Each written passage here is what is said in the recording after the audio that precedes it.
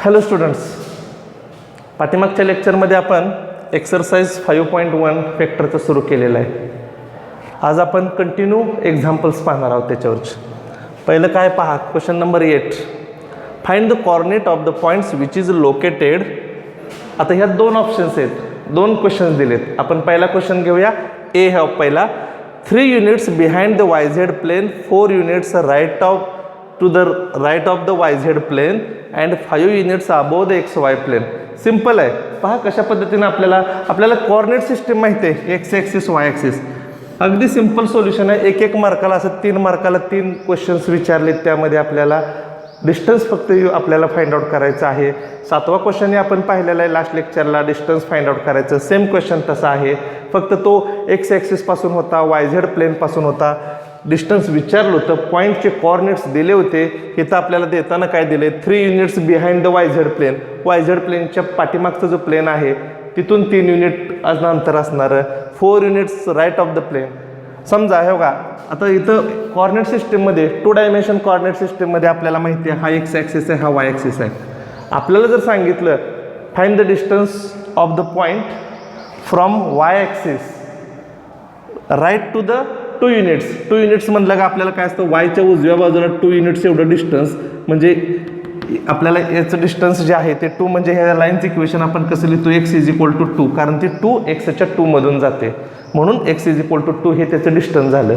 समजा एक्सपासून below the X axis 5 units below the X axis, 5 units below the X axis म्हणजे इथं 5मधून, म्हणजे हा ॲक्च्युली कॉर्डिनेट काय असतो -5. मग ह्याचं डिस्टन्स आपण हे 5 युनिट्सचं ह्याचं इक्वेशन आपण कसं लिहितो, वाय इज इक्वल टू -5, कारण वायच्या -5मधून जातो. सेम तसं विचारलं आहे, find the coordinate of the points which is located 3 units behind the YZ plain.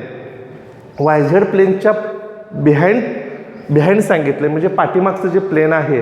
एक लक्षात ठेवायचं शॉर्टकट सांगतो, जेव्हा YZ प्लेनला असतं हे 3 डायमेन्शनमध्ये दिलेलं असतं आपल्याला, आणि 3 डायमेन्शनमध्ये डायग्रॅम जे आहे पहा, ते डायग्रॅम अशा पद्धतीनं असते.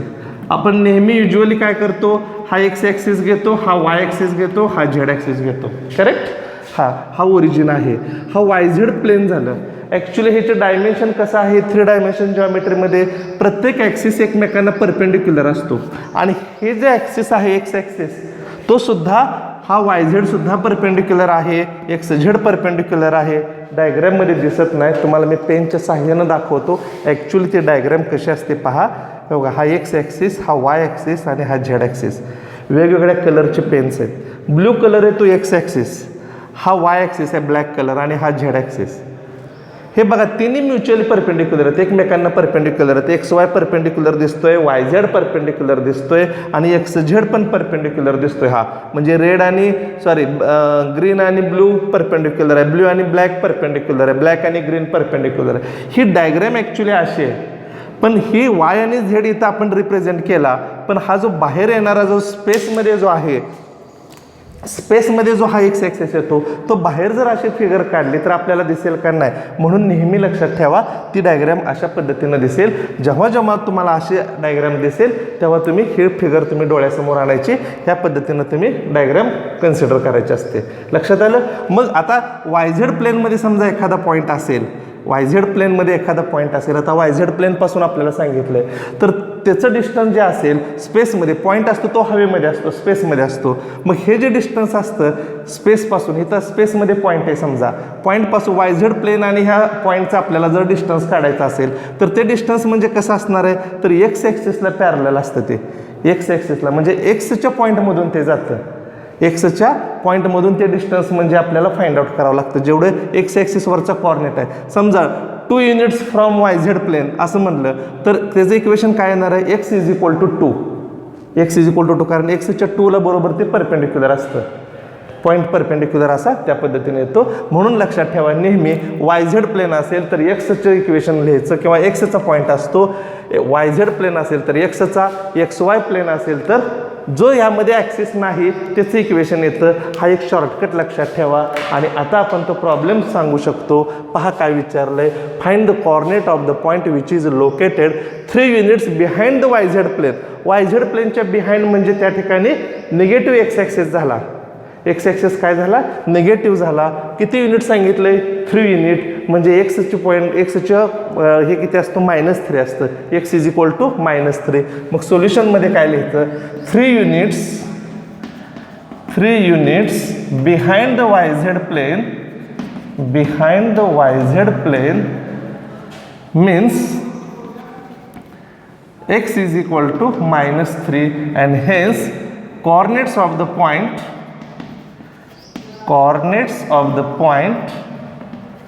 is -3, 0, 0. Okay.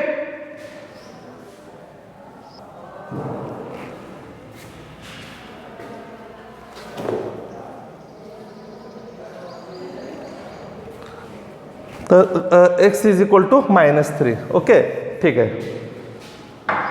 3 units behind the Y Z plane means x is equal to -3. ठीक आहे. पुढं काय दिले पहा एक्झाम्पलमध्ये क्लिअरली, सॉरी इथं एक्स झेड प्लेन आहे. हां, पुढं काय सांगितलं आहे आपल्याला, स्पेसमध्ये पॉईंट आहे. जो स्पेसमध्ये behind the Y Z plane, याचा अर्थ पाठीमागे म्हणजे एक्सची व्हॅल्यू -3 आली, कारण निगेटिव्ह कॉर्डिनेटमध्ये मिळतं. 4 units right to the X Z plane. आता एक्स झेड प्लेन म्हणजे हा आला, एक्स झेड प्लेनच्या राईटला म्हणजे हा प्लेन आला, आणि 4 युनिट्स आहे म्हणजे वाय ॲक्सिस पासून, कॉमा द्या किंवा खालच्या ओळीला लिहा. काय सांगितले, 4 units right to the X Z plane means y is equal to 4. X Z प्लेनच्या उजव्या बाजूला 4 युनिट, याचा अर्थ ह्यामध्ये जो ॲक्सिस नाही त्याच्यापासून ते डिस्ट्रिक्ट पॅरलल असतं, म्हणजे y इज इक्वल टू 4 आलं. आणि तिसरं काय पहा, अँड द किती 5 युनिट्स आहे ना, and 5 units above the XY प्लेनच्या वरती म्हणजे z is equal to 5. And 5 units, अगदी सिंपल आहे, 5 units above the XY plane means z is equal to XY आहे म्हणजे z ॲक्सिस नाही, याचा अर्थ z is equal to 5. Behind वगैरे म्हटलं का निगेटिव्ह घ्यायचं, अबोव राईट वगैरे म्हटलं, लेफ्ट म्हटलं का त्या ठिकाणी पॉझिटिव्ह कॉर्डिनेट्स घ्यायचे. आणि मग तो पॉईंटचे कॉर्डिनेट काय झाले पहा, x -3 आहे, y 4 आहे, z is equal to 5 आहे. And therefore coordinates of the point is, कंसात आपण तो पॉईंट डिफाईन करतो, -3, 4, 5. ओके. तर अशा पद्धतीनं अगदी सिंपल त्या पद्धतीनं आपल्याला पॉईंट फाइंड आउट करायचा आहे. 3 मार्कासाठी असं प्रत्येकाचा आपल्याला कॉर्डिनेट फाइंड आउट करायचा आणि डायरेक्ट तो पॉईंट रिप्रेझेंट करायचा. असं सिंपलचं एक्झाम्पल आहे. लक्षात आलं. ओके, राईट डाऊन दिस.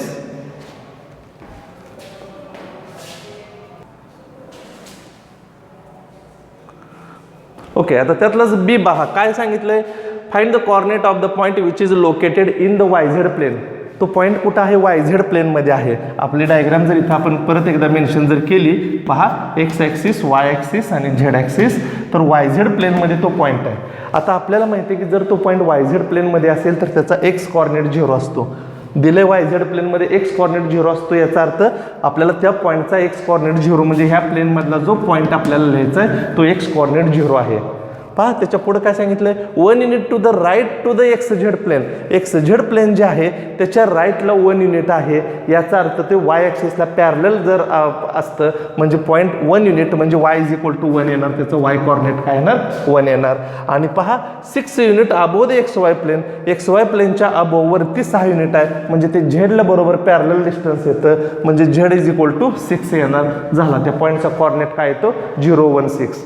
तुम्हाला MCQला तुम्ही तोंडी डायरेक्ट तो पॉईंट रिप्रेझेंट करावा लागतो, पण इथं लिहिताना त्या पद्धतीनं तुम्हाला ते सोल्युशनमध्ये लिहावं लागतं. तर असं हे बेसिक त्या फॉर्म्युल्यावरती हे डिपेंड आहे, डिस्टन्स फॉर्म्युल्यावरती हे डिपेंड आहे. तुम्हाला ते पटपट समजलं पाहिजे, अंडरस्टँड झालं पाहिजे. तर हा एक्सरसाइज 5.1 पाहायच्या आधी तुम्ही सॉल्व्ड एक्झाम्पल टेक्स्टबुकमधली बघा, अतिशय महत्त्वाचे आहेत, सोपे आहेत. आणि भरपूर एक्झाम्पल तिथं सोडवून दिलेले आहेत. ती जर एक्झाम्पल तुम्ही एकदा पाहिली, समजली, तुम्हाला एक्झरसाइजमध्ये काहीही अवघड नाही, तुम्ही व्यवस्थितपणे तुम्हाला ते कन्सेप्ट अंडरस्टँड होतात. कशा पद्धतीने सॉल्व्ड एक्झाम्पलही अतिशय महत्त्वाचे असतात. बोर्डाला कालच्या क्वेश्चन पेपरमध्ये, म्हणजे आता लास्ट इयरला जो आपला बोर्डाचा पेपर झाला, त्यामध्ये जास्तीत जास्त क्वेश्चन हे सॉल्वडमधले आलेले आहेत. आपल्या टेक्स्टबुकमधले जे सॉल्वड प्रॉब्लेम्स आहेत, बऱ्यापैकी प्रॉब्लेम्स सॉल्वडमधले आपल्याला बोर्डाच्या क्वेश्चन पेपरमध्ये आहेत. त्यामुळे तिकडेही आपल्याला दुर्लक्ष करून चालत नाही. त्यामुळे ते क्वेश्चन आधी बघा, मग 5 पॉईंट एक्सरसाइज 5.1 आपण ते प्रत्येक एक्झाम्पल पहिल्यापासून बघायचं. 14चे 14 एक्झाम्पल मी सोडवून देणार आहे. लास्ट लेक्चरला 7 दिलेत. आता हे 8व्या एक्झाम्पलमध्ये पहा कशा पद्धतीनं हे सांगितलं आहे. वी नो सोल्युशनमध्ये एका वाक्यात सगळं आपल्याला लिहून होतं. We know in the YZ plane, in the YZ plane x coordinate is 0, x coordinate is 0, that is x is equal to 0. okay, हा झाला. 1 unit to the, also 1 unit to the right of XZ plane, right of the XZ plane means, आता XZ प्लेनच्या राईटला आले म्हणजे y coordinate असतो, आणि मी shortcut सांगितला, जो ॲक्सिस नाही तो कॉर्डिनेट असतो. XZ plane means y is equal to 1. And finally 6 unit above the XY plane, above the XY plain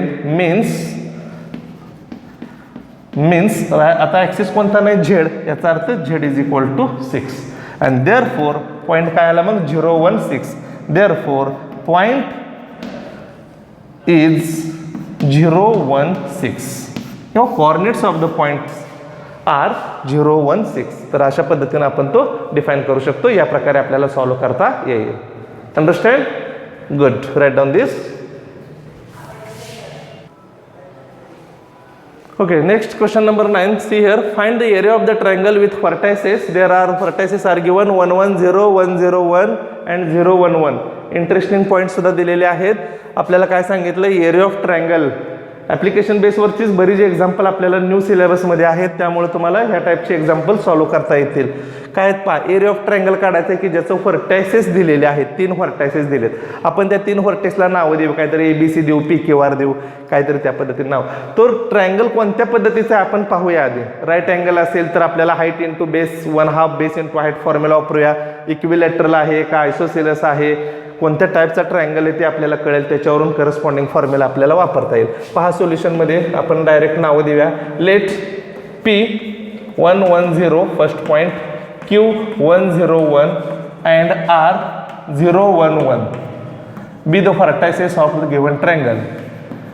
B the vertices of given triangle. Be the vertices of given triangle.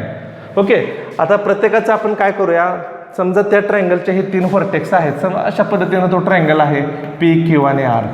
तो कोणताही right angle आहे का काय आता आपल्याला काहीच माहीत नाही. आपण याचे व्हर्टेक्स जे आहेत ते स्पेसमध्ये ट्रायंगल आहे, कारण 3 कॉर्डिनेट्स आहेत.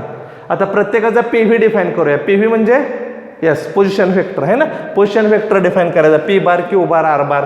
कारण प्रत्येकाची लेंथ काढली आपण, साईड जर काढली, प्रत्येक साईडची जर लेंथ आपण काढली तर तो ट्रायंगल कोणत्या टाईपचा हे आपल्याला कळेल. म्हणून मला PQ बार आधी काढणार, QR बार, PR बार काढल्यानंतर प्रत्येकाचं मॅग्निट्यूड काढणार. त्याच्यावरून मला क्लिअर होणार की हा ट्रायंगल कोणत्या टाईपचा आहे. एकदा तो कळाला का त्याच्यावरून मी करस्पॉन्डिंग फॉर्म्युला वापरणार. पहा आता PQ बार काढूया. आधी त्याची PV डिफाईन करूया. Therefore their position vectors are, their position vector that is PV are P bar is equal to I cap plus J cap. 0 K cap नाही लिहिले तरी चालतं. तुम्हाला माहिती आहे ना, जर पॉईंट दिला असेल तर त्याच्यावरून PV कसा लिहायचा असतो, तर I cap J cap K cap न दिलेल्या पॉईंटला गुणायचं. आपण पाठीमागे थेअरीमध्ये पाहिलेलं आहे की त्या ठिकाणी त्या पॉईंटला I cap J cap K cap हे युनिट फॅक्टर असतात XYZ ॲक्सिसचे, आणि त्यानं पॉईंटला जर आपण ह्या पद्धतीनं लिहिलं तर त्याला पोझिशन वेक्टर असं म्हटलं जातं. Q बार काय येणार पहा, Q bar I cap plus 0 J cap नाही लिहिलं तरी चालतं, plus K cap, and R bar is similarly we can define J cap plus K cap. Okay, नाव we define the vector PQ bar. नाव PQ bar is equal to, by definition of position vector, Q bar minus P bar. Put the corresponding values Q bar means I cap plus K cap minus P bar means I cap minus J cap, I cap minus J cap, कारण हे वजा केल्यामुळे ह्याचं चिन्ह बदललं, plus I cap minus I cap get cancel, we get K cap minus J cap, this is P Q bar. लगेच मी आपण काय करूया इथं ह्याचं मॅग्निट्यूड घेऊया. Therefore mod of P Q bar is nothing but under root X square plus Y square plus Z square. याचा अर्थ आय कॅपचा कोइफिशियंट एक्स असतो, म्हणजे तुम्हाला फॉर्म्युला माहिती आहे ना, या ठिकाणी मी दाखवतो. जर एखादा point P bar is equal to X I cap plus Y J cap plus Z K cap असेल तर त्याच्यावरून त्याचं मॅग्निट्यूड कसं फाइंड आउट करायचं असतं, वर्गमुळामध्ये X square plus Y square plus Z square हा फॉर्म्युला आहे ना. मग तसं आपण ते झिरोचा स्क्वेअर झिरो प्लस, कारण एक्स म्हणजे आय कॅपचा कोइफिशियंट असतो, आय कॅप इथं नाही म्हणजे झिरो झाला तो, याचा 1 आहे इथं -1 आहे म्हणजे +1 प्लस -1चा square is again +1 and therefore we get √2 mod of P Q bar that is length of P क्यूची लेंथ किती आली √2 आली. आता तसंच मी Q R bar factor define करणार, त्याचं मॅग्निट्यूड काढणार, पी आर बार डिफाईन करणार, त्याचं मॅग्निट्यूड काढणार. Now Q R bar is equal to similarly definition by position vector R bar minus Q bar and that is equal to put R bar that is J cap plus K cap minus Q bar. पहा I cap plus K cap आहे, minus करायचं direct आपण minus करूया, plus K cap minus K cap get cancel, we get J cap minus I cap, this is Q R bar and therefore its magnitude is nothing but under root X square plus कोइफिशियंटचा square आणि त्याचे addition -1चा square +1 plus J कॅपचा 1 plus K cap नाही म्हणजे 0 and therefore we get again √2. Q R bar सुद्धा काय आलं, त्याचं मॅग्निट्यूड सुद्धा काय आलं पहा, √2 हा √2, दोन बाजू तर सारख्या दिसतात. बघूया तिसरी बाजू सुद्धा. आता पी आर बार काढूया. Also P R bar is equal to similarly by definition of position vector P R bar means R bar minus P bar, put the corresponding values J cap plus K cap minus P bar means I cap minus J cap, कारण minus केल्यामुळे चिन्ह बदलतील याची. काय होईल पहा, plus J cap minus J cap cancel, we get K cap minus I cap, this is P R bar. But we have find its length that is magnitude which is denoted by mod of P R bar is nothing but under root -1 square is 1 plus J cap absent आहे that is 0 plus Z square that is 1चा square 1 and again we get √2. म्हणजे हे सुद्धा distance √2 आलो, म्हणजे त्रिकोणाच्या तिन्ही बाजू ह्या सारख्या आल्या, म्हणजे तो ट्रायंगल कोणता झाला, equilateral triangle. Okay, therefore given triangle is equilateral, given triangle is equilateral. Equilateral म्हणजे समभुज त्रिकोण आणि आपल्याला त्याचा एरियाचा फॉर्म्युला माहिती आहे. एरियाचा फॉर्म्युला काय असतो, and therefore we know yes area of triangle P Q R. पहा इक्विलॅटरल आहे, direct formula √3/4 side square, √3/4 into side square. This is the formula for finding the area of the equilateral triangle and therefore we can write again here √3/4, side mean √2, it's a square and therefore √3/4 into 2 which is nothing but किती येणार √3/2 square units, √3/2 square units. तर हा त्या पद्धतीने आपल्याला या प्रकारे हे प्रॉब्लेम सॉल्व्ह करता येईल. ट्रायंगल पाहिला आपण कोणत्या टाईपचा आहे त्याच्यानुसार तो फॉर्म्युला वापरला. त्यामध्ये साईड कुठली, तिन्ही साईड सारख्याच असतात. √2 साईड आहे त्याची, त्याचा वर्ग हा फॉर्म्युला आहे, लक्षात राहू द्या. आणि मग कॅल्क्युलेशन केलं, √2चा वर्ग 2 into 2 that is 4, that is we get √3/2 square unit because this is the area. Understand? Okay, right down दिस.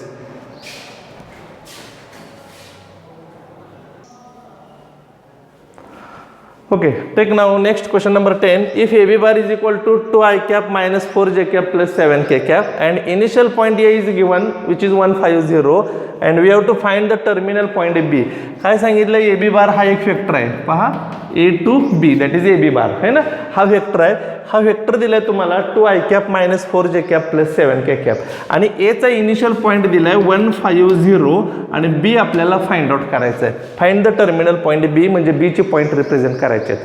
पण AB बार हा वेक्टर दिलेला आहे आपल्याला पोझिशन वेक्टरची डेफिनेशन माहिती आहे, सिंपल आहे, 2 मार्कसाठी क्वेश्चन आहे. A B bar is equal to B bar minus A bar असा क्वेश्चन असतो तो, है ना. A B bar means B bar minus A bar, that is the definition of position vector of the vector A B bar. मग त्या ठिकाणी A दिलाय B दिलाय, आपण सोल्युशनमध्ये डिफाईन करूया. Let A bar and B bar be the P V that is position vector of the points A and B respectively, but A is given, therefore A bar is defined as 150, that is I cap plus 5J cap plus 0 K cap.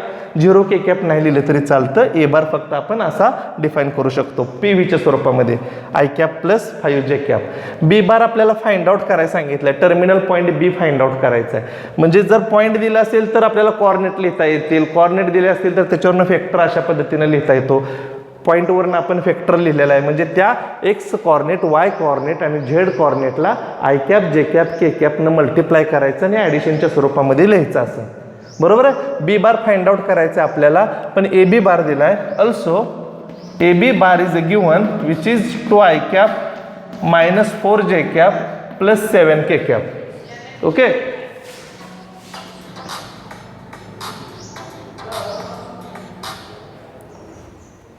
A B bar is equal to 2 I cap minus 4 J cap plus 7 K cap हा आपल्याला तिथं दिलेला आहे. पण definition माहिती आहे, we know A B bar is equal to, but we know A B bar is nothing but B bar minus A bar. Put the corresponding values.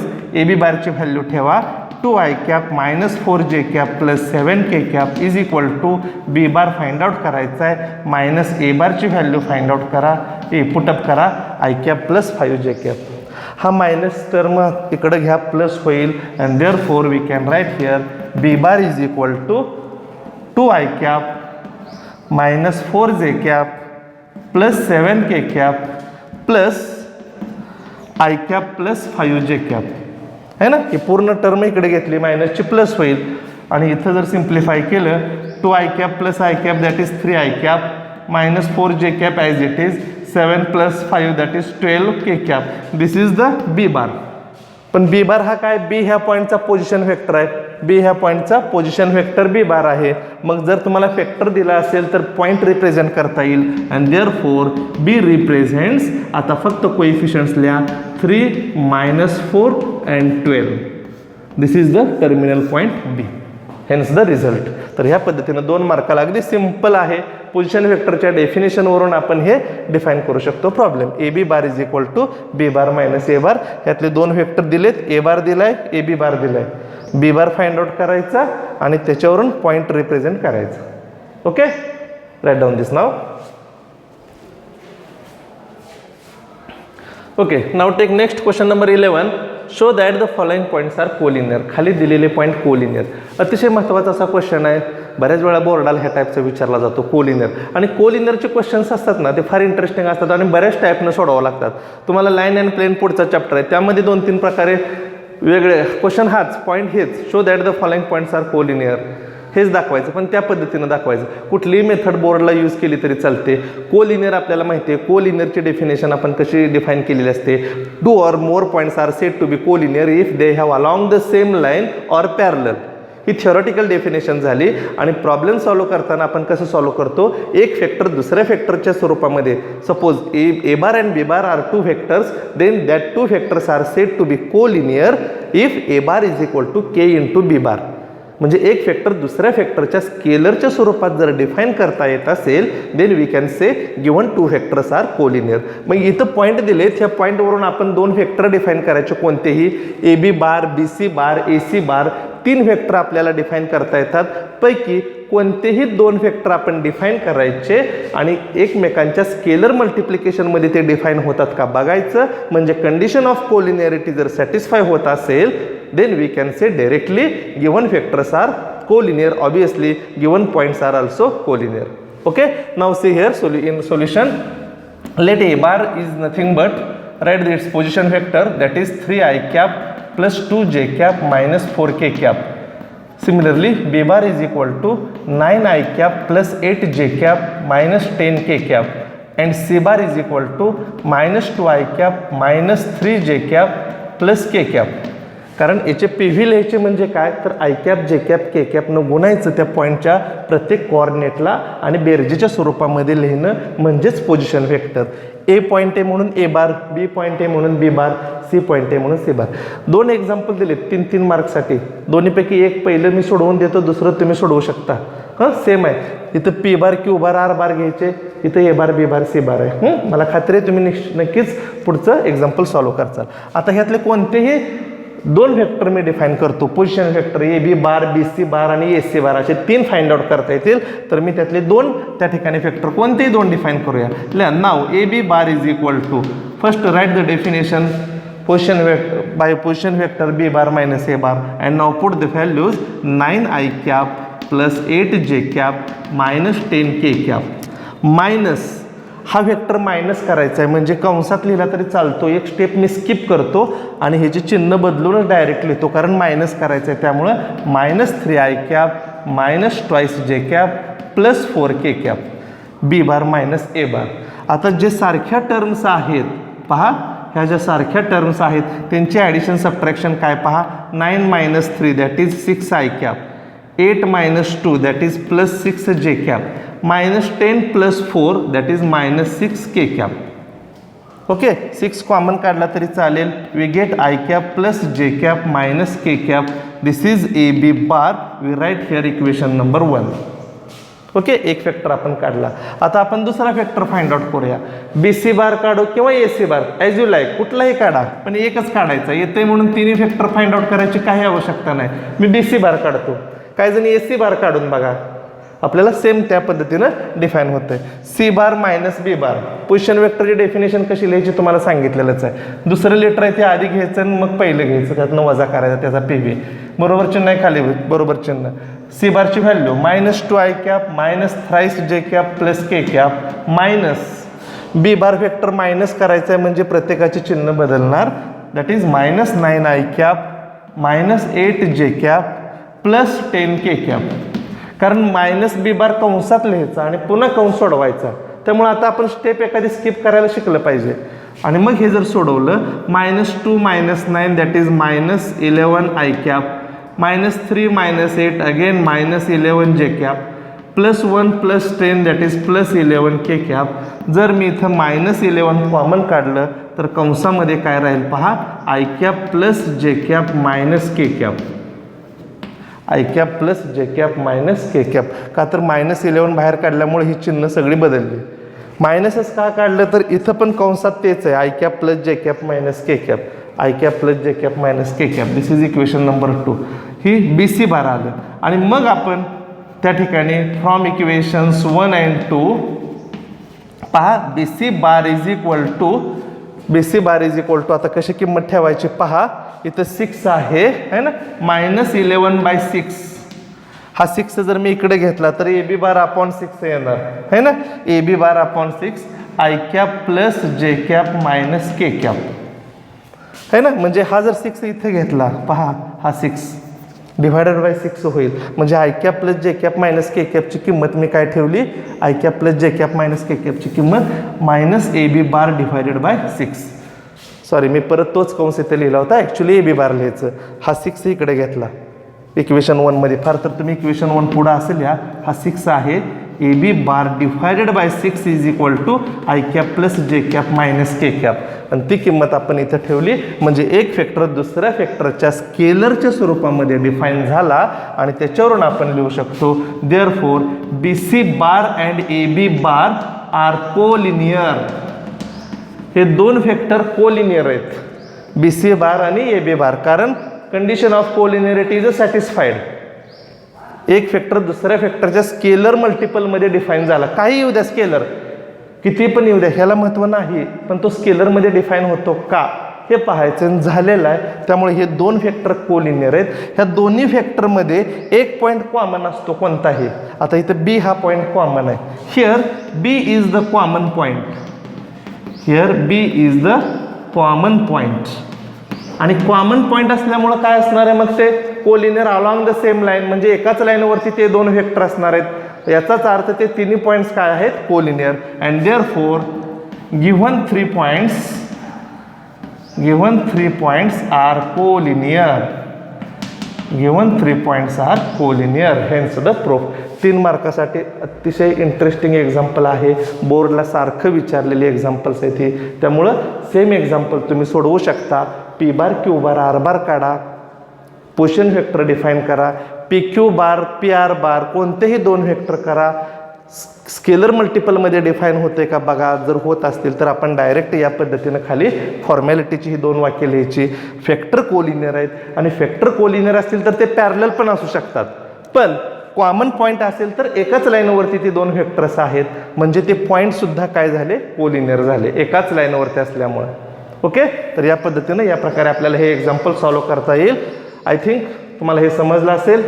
दुसरं example त्याच पद्धतीनं सोडवूया आपण. नेक्स्ट एक्झाम्पल पाहू. Okay, right down this. Okay, now text question number 12. If the factors 2i cap minus qj cap plus 3k cap and 4i cap minus 5j cap plus 6k cap are collinear, then find the value of q. तर ह्या q ची value आपल्याला find out करायची. 2 मार्कासाठी example आहे. Simply आहे, MCQला येऊ शकतं, बोर्डला येऊ शकतं, थेरीला. हे 2 व्हेक्टर कोलिनियर आहेत. आपल्याला माहिती आहे कोलिनियर म्हणजे स्केलर मल्टिपलमध्ये हे दोन्ही व्हेक्टर डिफाईन होतात. तर आपल्याला क्यूची व्हॅल्यू फाइंड आउट करायची. आपण त्या व्हेक्टरला नावं देऊया. Suppose let A bar is equal to first vector that is 2i cap minus qj cap plus 3k cap and B bar is equal to 4i cap minus 5j cap plus 6k cap be the given vectors. Be the given vectors. Okay, आता हे vectors collinear आहेत म्हणून एक्झाम्पलमध्ये आपल्याला सांगितलं आहे since these factors are collinear, since these factors are collinear that is therefore a bar is equal to suppose m into b bar. m is the scalar, m is scalar. कारण collinear आहेत याचा अर्थ एक factor दुसऱ्या फॅक्टरच्या स्केलरच्या स्वरूपात define होतो. मग ती स्केलर व्हॅल्यू काय आपल्याला माहित नाही. आपण काय करू आता, ए बार आणि बी बारच्या व्हॅल्यू इथं पुट करूया. आणि therefore A bar means 2i cap minus qj cap plus 3k cap is equal to m into B bar लिहा 4i cap minus 5j cap plus 6k cap. Multiply करू, that is 4mi cap minus 5mj cap plus 6mk cap. आणि इकडचा vector आहे असाच आहे ना. Okay, आता by equality of 2 factors, I कॅपचे कोएफिशियंट, जे कॅपचे कोएफिशियंट, के कॅपचे, कारण मध्ये इक्वल टू साइन आहे याचा अर्थ काय असणार आहे, आय कॅपचे कोएफिशियंट इक्वल असतात जे कॅपचे आणि के कॅपचे. And therefore by equality of 2 factors we can write 4m is equal to 2, okay, minus 5m is equal to minus q आणि 6m is equal to 3. आता याच्यावरून m ची किंमत निघते 1/2, याच्यावरून निघते, त्यामुळे ते लिहिलं तरी चालेल, नाही लिहिलं तरी चालते. आपल्याला m ची किंमत इथे आपल्याला फाइंड आउट करता येते 2/4 and therefore m is equal to 1/2. He m ची किंमत जर आपण इथं ठेवली तर q ची व्हॅल्यू मिळेल. इकडून m ची व्हॅल्यू, तिसरं जर रिलेशन आपण कम्पेअर केलं तर 6m is equal two plus 3 येतं. इथं पण m ची किंमत 1/2 येणार. हा 6 तिकडं जाईल, म्हणजे दोन्हीकडे m ची किंमत सेम येईल. ही m ची किंमत इथं ठेवायची. -5 into 1/2 is equal to minus q, दोन्हीकडचं मायनस मायनस प्लस होईल. And therefore q is equal to 5/2. असा सिम्पलसा प्रॉब्लेम आहे. 2 मार्कासाठी तुम्हाला या प्रकारे सोडवता येईल. ओके, समजलं? Okay, good. Write down this now.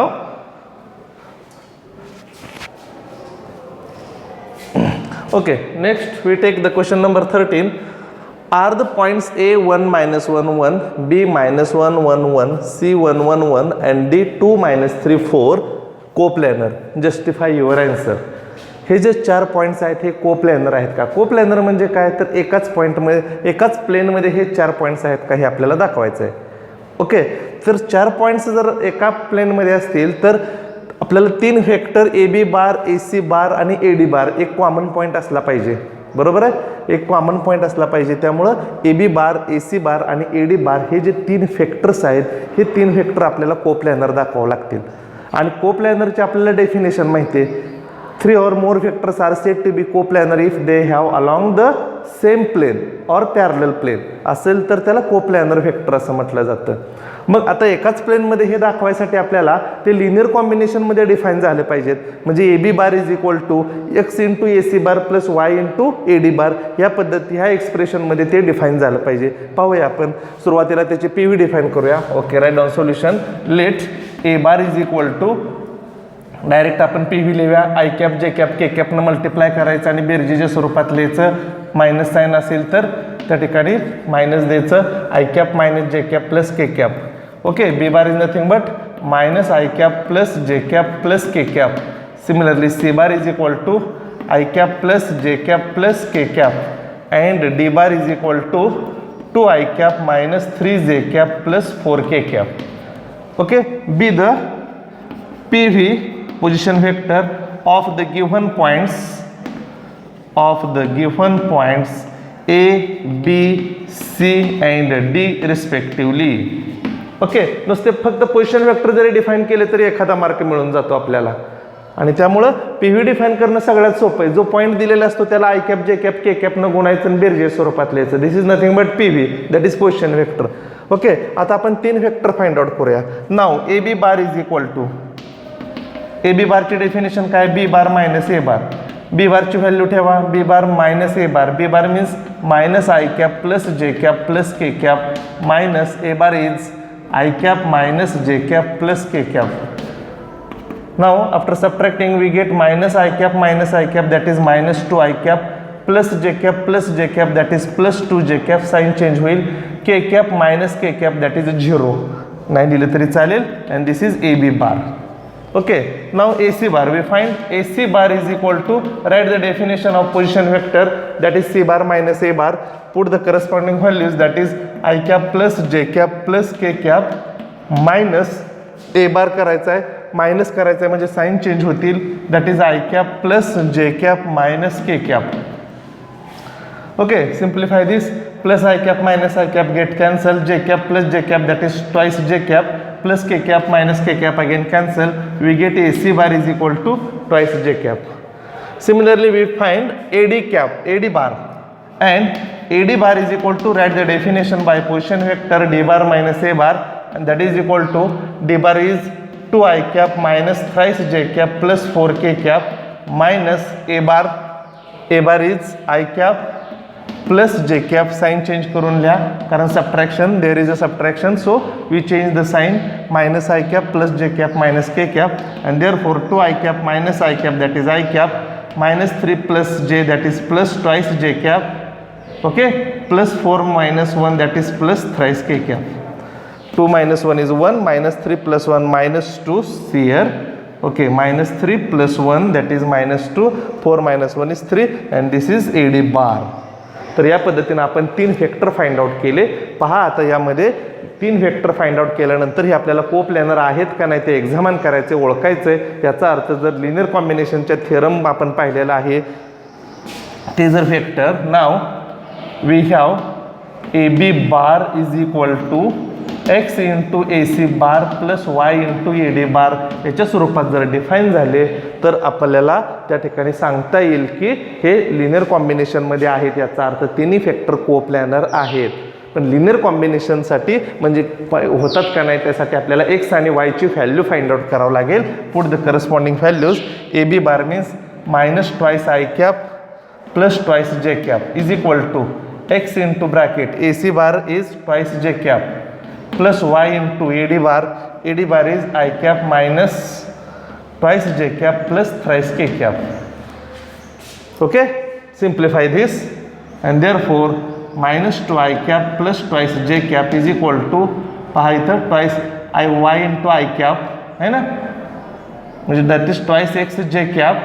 आधी आपण I cap ची टर्म लिहूया, y into I cap पुन्हा काय होईल पहा या ठिकाणी plus twice X minus twice Y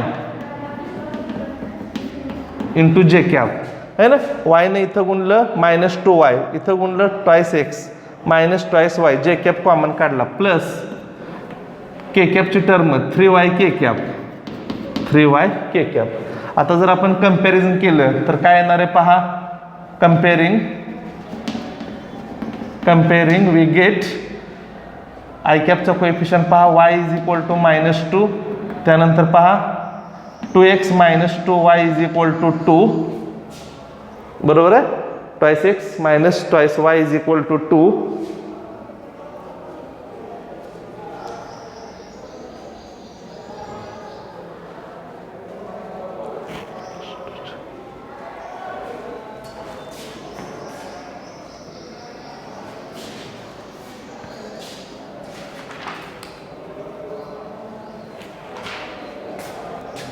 Okay, and k cap here is a absent, therefore 3y is equal to 0. अशी तीन इक्वेशन्स मिळाली. पण therefore y is equal to 0, मग y च्या दोन व्हॅल्यू येतात, y is equal to 0 आणि y is equal to -2, which is not possible है ना. जर y ची व्हॅल्यू सेम आली असते आणि त्याच्यावरून x फाइंड आउट केलं असतं तर आपल्याला त्या ठिकाणी x आणि y च्या व्हॅल्यू इथं ठेवता येतात. पण y च्या दोन वेगवेगळ्या व्हॅल्यू येतात, त्यामुळं नॉट पॉसिबल आपल्याला म्हणता येईल. This is not possible. This is not possible, and therefore three factors are not coplanar. Therefore three factors are not coplanar. Not coplanar. Obviously the given points are not coplanar. शेवटचं sentence तुम्ही लिहू शकता. Obviously given points are not coplanar. तर या पद्धतीनं आपल्याला ते define करता येईल. दिलेले फॅक्टर कोप्लॅनर आहेत का नाही, जस्टिफाय युअर आन्सर म्हणजे दिस इज नॉट पॉसिबल आपण या ठिकाणी केलेलं आहे. त्यामुळं पुढे त्याचं काय अजून जस्टिफिकेशन द्यायची आवश्यकता नाही. The given points are not coplanar. तर 3 मार्कासाठी ह्या पद्धतीनं आपल्याला तो क्वेश्चन सॉल्व्ह करता येईल. समजलं? ओके, राईट डाऊन दिस.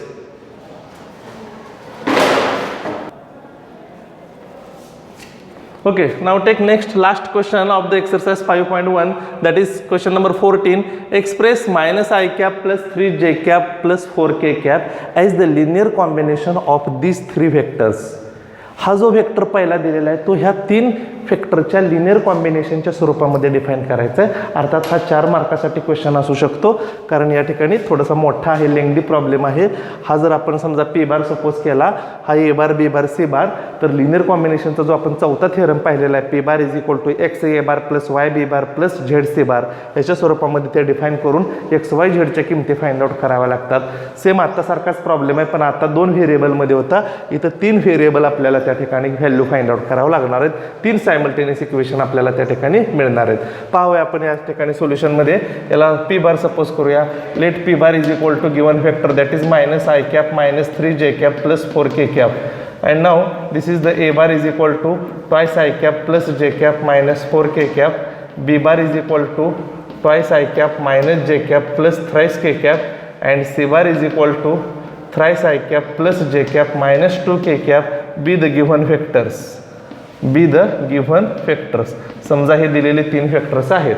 आता काय करायचं आपल्याला, हा जो पहिला वेक्टर जो आहे एक्सप्रेस करायचा आहे हा vector as a linear combination of these 3 vectors. Now we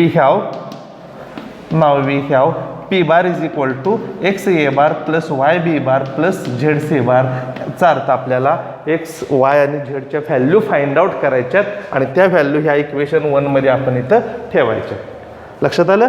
तर मग आपण काय करूया आता या ठिकाणी x a bar b bar c बार आणि p बार ह्या सर्व व्हॅल्यू इथं पुट करूया ह्या इक्वेशन मध्ये, ह्या सर्व value. Therefore p bar is equal to put the value that is minus I cap minus thrice j cap plus 4k cap is equal to x into a bar twice I cap plus j cap minus 4k cap plus y into b bar that is twice I cap minus j cap plus thrice k cap plus z into c bar that is thrice I cap plus j cap minus twice k cap. पहा या पद्धतीने हे equation solve करायचे आहेत आपल्याला. थोडंसं lengthy आहे. X into A bar plus Y into B bar plus Z into C bar सर्व व्हॅल्यू तिथं पुट केल्या. आता काय करायचं पहा, इकडं आपल्याला I cap J cap K captcha स्वरूपामध्ये एकच टर्म आहे, इकडं 3 टर्म्स आहेत. ब्रॅकेट सॉल्व करायचे, I cap J cap K cap common काढून इक्वेशन मिळवायचं आणि मग कम्पेअर करायचं मागाशी जसं सोडवलं त्या पद्धतीनं. पहा which is nothing but twice x I cap plus twice J cap minus 4x plus x j cap minus 4x k cap plus twice y I cap minus y j cap plus thrice Y K cap. ही step skip केली तरी चालेल. Direct जर तुम्ही common काढलं तरी चालेल, पण थोडंसं समजण्यासाठी मी परत एकदा एक स्टेप इथं वाढवलेली आहे. काय नाही, फक्त एक्स वाय झेडनं आतमध्ये मी मल्टिप्लाय केलं प्रत्येक टर्मला. आता पहा, आय कॅपची टर्म इथं आहे, इथं आहे, इथं आहे. याच्यातून जर मी आय कॅप कॉमन काढलं तर 2x + 2y + thrice Z into I cap. Okay, plus ही टर्म पहा, जे कॅपचे 3 टर्म्स आहेत, म्हणजे प्लस ब्रॅकेटमध्ये x - y, okay, plus Z into J cap. आणि राहिलेल्या 3 टर्म प्लस म्हणा किंवा मायनस जरी म्हटलं तरी चालेल, पण आपल्याला कम्पेअर करताना इथं या पद्धतीनं करावं लागेल. त्यामुळे आपण प्लसच घेऊया. -4x के कॅपची term plus thrice Y -2 Z into K cap. आणि लेफ्ट साईडला काय आपलं हे as it is +4 K cap. आता कम्पेअर करायचं. I cap, J cap, K cap इकडं पण आहे, इकडेही आहे. Now comparing we get, see here, 2x + 2y + thrice Z is equal to -1. I कॅपचे कोएफिशियंट, इक्वेशन नंबर 2. त्यानंतर x - y + z is equal to -3 and -4x + thrice y - twice z is equal to 4. Give equation number 4. -4x + 3y - twice z is equal to 4. तर अशी ही 3 equations मिळाली x Y झेडमध्ये. मागाच्या एक्झाम्पलमध्ये 2 equation मिळाली होती, आता इथं 3 equation. आपलं main M काय की एक्स वाय झेडच्या किमती काढायच्या आणि आलेल्या किमती ह्या इक्वेशनमध्ये ठेवायच्या. मग ह्या किमती आपण कशा काढतो आता 3 व्हेरिएबलमध्ये. सॉल्व जर करायचं असेल तर सोपी, त्यातल्या त्यात सोपी पद्धत म्हणजे आपण 11वीमध्येच पाहिले की क्रॅमर्स रूलनं डिटर्मिनंटनं फाइंड आउट करायचं. डी फाइंड आउट करायचा, dx, dy, dz, आणि मग त्या व्हॅल्यू आपल्याला फाइंड आउट करता येतील. Okay, now to find X Y Z, to find the values of X Y Z, write down this. We have by Cramer's rule. आता Cramer's रूलनं आपल्याला ते डिफाईन करावं लागेल, फाइंड आउट करावं लागेल. सुरुवातीला आपण डी फाइंड आउट करूया. क्रॅमर्स रूल आपल्याला माहिती आहे. D is equal to determinant of 2 2 3 1 - 1 1 आणि -4 3 -2. ओके, तर हा डिटर्मिनंट आपल्याला सॉल्व करावा लागेल. 2 2 3 1 - 1 1 आणि -4 3 -2. Simplify this, that is equal to 2 into bracket 2 - 3 that is -1. Direct step 2 - 3 -1. -2 into bracket -2 + 4 that is 2 + 3 into bracket 3 - 4 that is -1. Simplify this, -2 -4 -3 -7 -2 that is -9. D is equal to -9. Correct. आता dx find out करायचा आहे. dx find out करताना काय करावं लागतं डिटर्मिनंटमध्ये, तर हा एक्सचा कॉलम जो आहे पहिला, एक्सचे जे कोएफिशियंटचा कॉलम आहे 2 1 -4, त्याच्याऐवजी काय ठेवतो आपण कॉन्स्टंट, दॅट इज -1 -3 आणि 4. आणि दुसरा आणि तिसरा कॉलम आहे असाच 3 1 आणि -2. करेक्ट. तर हा डिटर्मिनंट सॉल्व करायचा, that is equal to, similarly we can solve. Simplify again, -1 into bracket, yes, 2 - 3 that is -1. Similarly, -2 into bracket, see here, 6 - 4 that is 2, है ना, 6 गुणाकार येतो, -3 into -2 that is +6 - 4 2 +3 into bracket -9 + 4 -9 + 4 that is -5. Again simplify, 1 - 4 -15 and this is -18. Okay, +4 - 15 -19 अधिक 1 म्हणजे -18. हा dx आला, okay. Next dy, हे या ठिकाणी इरेज करतो, पुसतो. हे dy dz काढायचं आहे आपल्याला. मी मगाशी सांगितलं की साधारणतः 4 मार्कसाठी हे एक्झाम्पल असू शकतं, कारण लेंग्दी आहे, थोडंसं क्रॅमर्स रूल वापरावा लागतो. dy इज इक्वल टू डिटर्मिनंटमध्ये, ह्या डिटर्मिनंटमध्ये मधला कॉलम काढायचा वायच्या कोइफिशियंटचा आणि तिथं हा कॉन्स्टंट ठेवायचा, म्हणजे 2 1 -4 आहे असंच. त्यानंतर म्हणजे पहिला कॉलम दुसरा काढायचा आणि तिथं हा कॉन्स्टंट ठेवायचा, -1 -3 4 आणि तिसरा आहे असंच 3 1 2 3 1 -2. हा सिम्प्लिफाय करायचा. डिटर्मिनंटच्या कॅल्क्युलेशनवरती कमांड असलं पाहिजे, तुम्हाला सॉल्व्ह करता आला पाहिजे. Yes, 6 - 4 that is 2, minus minus becomes +1 into bracket, -2 + 4 that is 2, +3 into bracket, 4 + 12 that is 14, sorry 4 - 12 है ना, -10. अगेन दिस 4 + 2 दिस इज -30 है ना, बरोबर आहे का. 2 into bracket 6 - 4 that is 2 +1 into bracket -2 - 4 sorry -2 + 4 हां बरोबर आहे, -2 + 4 that is 2 +3 into bracket 4 + 4 -12 -8 and here is 24. Correct. किती येते, 4 आणि 2 6, 6 - 24 म्हणजे -18. dy is also -18 and last one is dz is equal to, similarly हा पहिला आणि दुसरा कॉलम सेम राहतो, कारण क्रॅमर्स रूल आता परत एक्सप्लेन करायची काय आवश्यकता नाही, तुम्हाला माहिती आहे. फक्त इथं फक्त त्या ठिकाणी झेडचा कॉलम काढायचा आणि कॉन्स्टंटचा कॉलम ठेवायचा आणि हे सिम्प्लिफाय करायचं. 2 into bracket similarly -4 + 9 -4 + 9 that is 5, -2 into bracket 4 -12 -8 -1 into bracket 3 - 4 that is -1. Correct. 3 - 4. Simplify this. 10 + 16 + 1 and that is 27. This is a dz. dz is equal to 27. आता आपल्याला काय करावं लागेल, XYZच्या किमती काढायसाठी by Cramer's rule we know x is equal to by definition dx/d, y is equal to dy/d, z is equal to dz/d. And therefore we can write here dx is nothing but -18/-9, y is equal to -18/-9. Similarly z is equal to 27/-9. Okay.